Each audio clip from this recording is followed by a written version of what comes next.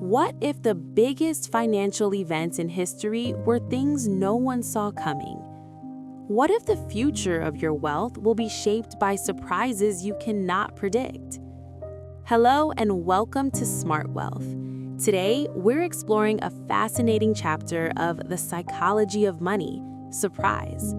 In this lesson, you'll discover why unexpected events play a massive role in financial success and how to position yourself for a world full of uncertainty. Let's dive in. Surprise. History is the study of change, ironically used as a map of the future. Stanford professor Scott Sagan once said something everyone who follows the economy or investment markets should hang on their wall. Things that have never happened before happen all the time.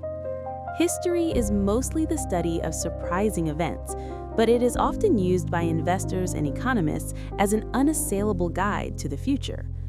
Do you see the irony? Do you see the problem? It is smart to have a deep appreciation for economic and investing history. History helps us calibrate our expectations, study where people tend to go wrong, and offers a rough guide of what tends to work. But it is not in any way a map of the future. A trap many investors fall into is what I call historians as prophets fallacy, an over-reliance on past data as a signal to future conditions in a field where innovation and change are the lifeblood of progress. You can't blame investors for doing this. If you view investing as a hard science, history should be a perfect guide to the future. Geologists can look at 1 billion years of historical data and form models of how the Earth behaves. So can meteorologists. And doctors. Kidneys operate the same way in 2020 as they did in 1020. But investing is not a hard science. It's a massive group of people making imperfect decisions with limited information about things that will have a massive impact on their well-being, which can make even smart people nervous, greedy, and paranoid. Richard Feynman, the great physicist, once said, "Imagine how much harder physics would be if electrons had feelings." Well, investors have feelings, quite a few of them. That's why it's hard to predict what they'll do next based solely on what they did in the past. The cornerstone of economics is that things change over time because the invisible hand hates anything staying too good or too bad indefinitely. Investor Bill Bonner once described how Mr. Market works. He's got a "Capitalism at Work" t-shirt on and a sledgehammer in his hand. Few things stay the same for very long, which means we can't treat historians as prophets. The most important driver of anything tied to money are the stories people tell themselves and the preferences they have for goods and services. Those things don't tend to sit still. They change with culture and generation. They're always changing and always will. The mental trick we play on ourselves here is an over-admiration of people who have been there, done that when it comes to money. Experiencing specific events does not necessarily qualify you to know what will happen next.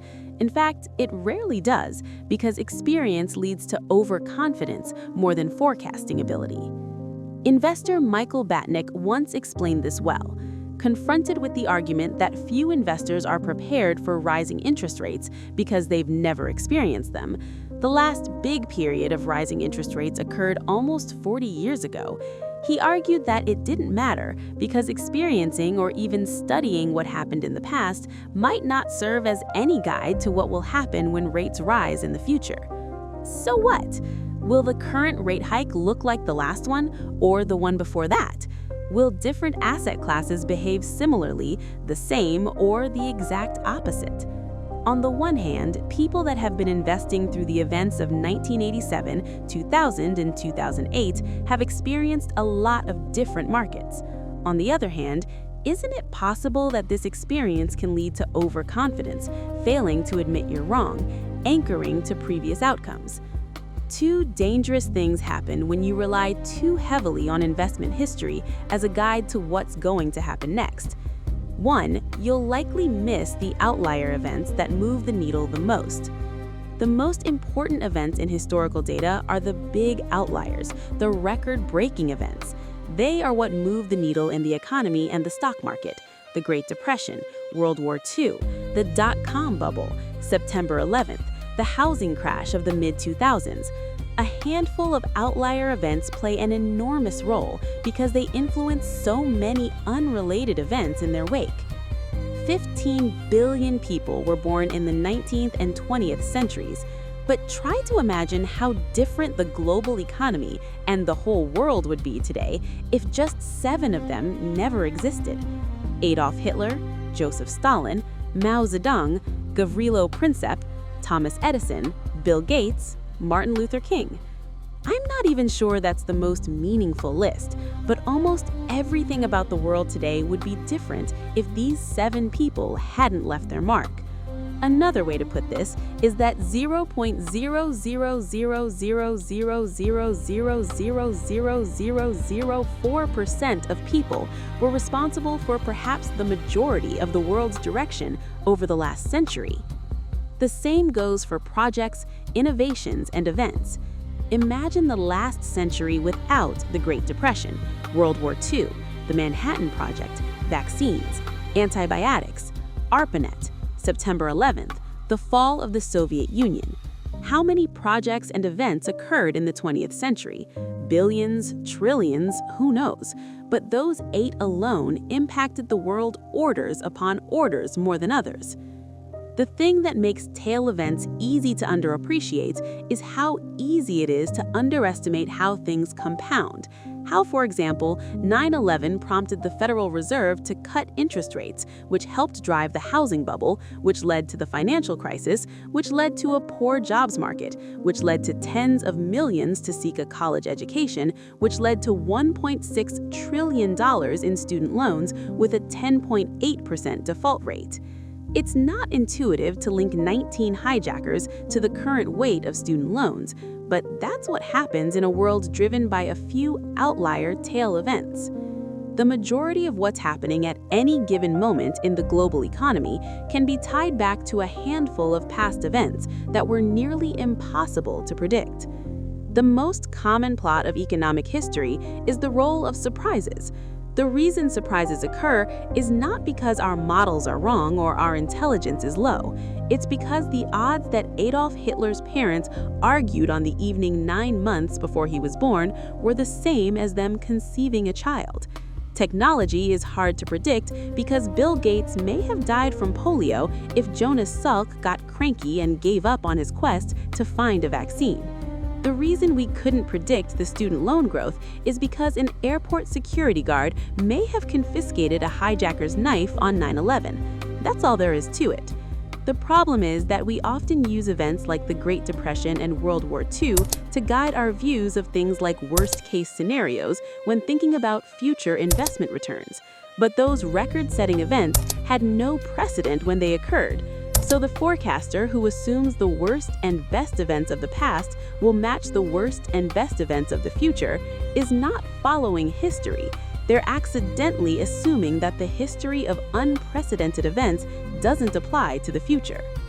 Nassim Taleb writes in his book Fooled by Randomness, in Pharaonic Egypt, scribes tracked the high watermark of the Nile and used it as an estimate for a future worst-case scenario. The same can be seen in the Fukushima nuclear reactor, which experienced a catastrophic failure in 2011 when a tsunami struck. It had been built to withstand the worst past historical earthquake, with the builders not thinking much worse and not thinking that the worst past event had to be a surprise, as it had no precedent. This is not a failure of analysis, it's a failure of imagination. Realizing the future might not look anything like the past is a special kind of skill that is generally not looked highly upon by the financial forecasting community. At a dinner I attended in New York in 2017, Daniel Kahneman was asked how investors should respond when our forecasts are wrong. He said, "Whenever we are surprised by something, even if we admit we made a mistake, we say, 'Oh, I'll never make that mistake again.' But in fact, what you should learn when you make a mistake because you did not anticipate something is that the world is difficult to anticipate. That's the correct lesson to learn from surprises, that the world is surprising." What if the biggest financial events in history were things no one saw coming? What if the future of your wealth will be shaped by surprises you cannot predict? Hello and welcome to Smart Wealth. Today, we're exploring a fascinating chapter of The Psychology of Money, Surprise. In this lesson, you'll discover why unexpected events play a massive role in financial success and how to position yourself for a world full of uncertainty. Let's dive in. Surprise. History is the study of change, ironically used as a map of the future.